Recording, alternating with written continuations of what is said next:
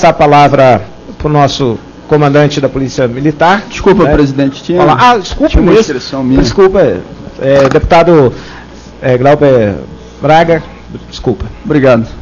Primeiro me dirigir ao presidente, aos convidados, aos parlamentares. Sabe que durante algum tempo, principalmente no mandato anterior, eu me perguntava se o diálogo ou o combate de ideias com o deputado Bolsonaro, se ele era válido ou se ele era um criador de palanque para o próprio deputado Bolsonaro. Nesse mandato, e a gente tem que... Vamos garantir a fala de todos. Como dizem nas reuniões, lá na cozinha, né, lá atrás, vamos manter o silêncio. A palavra, deputado Glauber Braga. Depois, presidente, vou pedir só para poder recompor lá o meu tempo. Sabe que durante, principalmente esse mandato, eu passei a fazer uma reflexão profunda sobre o tema, porque a gente não pode deixar de admitir que o deputado Bolsonaro, ele influencia pessoas. Tem pessoas que passam a seguir ou acreditar naquilo que ele fala. Basta ver a votação que ele teve no estado do Rio de Janeiro, que é incontestável, ou seja. Então é importante, sim, que baseado no respeito humano, mas que a gente faça o bom combate de ideias em relação àquilo que é dito pelo deputado Bolsonaro. E nesse bom combate de ideias, eu queria fazer a reflexão sobre um ponto, porque depois eu quero utilizar o meu tempo para fazer o questionamento aos palestrantes, que eu estava na comissão discutindo a redução da maioridade penal, e se a minha pergunta já foi feita, eu peço que desconsidere, mas se não foi, eu gostaria muito de ter aqui uma resposta sobre um questionamento. Mas sobre uma das coisas que o deputado Bolsonaro falou, eu quero discutir, que é a seguinte: não é alimentadora da guerra esse tipo de posição, esse tipo de liderança que o deputado Bolsonaro exerce em determinados momentos, que finge criar dicotomia entre bandidos e policiais, não é exatamente o tipo de liderança que, do ponto de vista cultural, mata um número maior de policiais, porque ele influencia para a guerra, e influenciando para a guerra, ele faz ampliar o seu próprio poder parlamentar, político, mas pelo enfraquecimento do conjunto dos policiais, militares e das forças de segurança. Esse questionamento eu não posso me deixar de fazer, e claro, não quero voltar essa minha pergunta aos senhores, não espero que me respondam, porque eu quero utilizar o meu tempo para dialogar com os senhores sobre outros temas, mas quero sim, quero dialogar respeitosamente do ponto de vista humano, mas firme do ponto de vista político. Na minha convicção, a postura de lideranças como o deputado Bolsonaro e da forma como faz, é alimentadora da guerra e responsável pela morte de um conjunto de policiais por ser alimentadora da guerra. É alimentadora da morte de policiais, é alimentadora da morte de jovens, é alimentadora da morte de muitos, porque é alimentadora da guerra.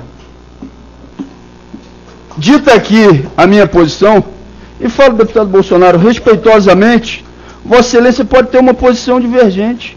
Eu ouvi aqui com atenção e tranquilidade as suas posições, e vou ter a salva de palmas como uma possibilidade de reconhecimento futuro de Vossa Excelência para alguma reflexão mínima. Agora, a pergunta que eu gostaria de fazer aos nossos convidados é a seguinte: é incontestável os dados que nós temos.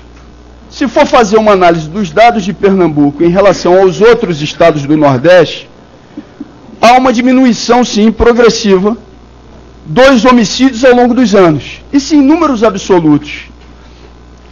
O estado de Pernambuco ainda não é aquele que tem os menores índices, é a demonstração de que ano após ano, se você tem uma diminuição do número de homicídios, de que você tem uma política num caminho que possa ser considerado o caminho correto. A minha pergunta é: existem outros estados brasileiros, como por exemplo, também eu posso ser crítico como sou de várias políticas do PSDB e crítico de políticas no meu próprio estado do Rio de Janeiro. Mas os dados disponíveis demonstram uma diminuição dos índices de homicídio em um conjunto dos estados. Dos estados do Nordeste, o único que tem essa diminuição comparado aos demais é exatamente o estado de Pernambuco. A minha pergunta é: existe algum ponto de contato nas políticas implementadas por Pernambuco com aqueles outros estados que conseguiram também diminuir o seu número de homicídios de jovens e de jovens negros? E a segunda pergunta é: existe também a possibilidade de fazer uma comparação com alguma experiência internacional que possa ser considerada positiva e por que positivo influenciou aquilo que foi a implementação da política no estado de Pernambuco? E aí, para concluir, presidente, eu explico a motivação da minha pergunta. A gente tem nessa casa, além dessa CPI, que discute a morte de jovens negros, a gente tem também a comissão que está discutindo a redução da maioridade penal. Eduardo Campos era um crítico com uma posição pública clara, contrária à redução. E nem por isso deixou de estabelecer uma política articulada que possibilitou a diminuição, e sem querer personalizar, não deixou de estabelecer uma política que diminuísse os índices de violência no estado de Pernambuco. O porquê da minha pergunta? Porque em todos os momentos dos encontros que eu faço também, essa mesma questão, esse mesmo questionamento sobre a redução da maioridade penal, a minha pergunta é: qual é o exemplo internacional do país que tenha feito esse movimento e que diminuiu os seus índices de violência? E normalmente eu não encontro a resposta. O que eu estou procurando aqui é exatamente confirmar as minhas convicções e me abrir para outras convicções possíveis que estejam aqui colocadas, do que existe do ponto de contato entre políticas públicas realizadas no Brasil e até internacionalmente para a redução real dos índices de violência. Esse é o meu questionamento. Obrigado, presidente.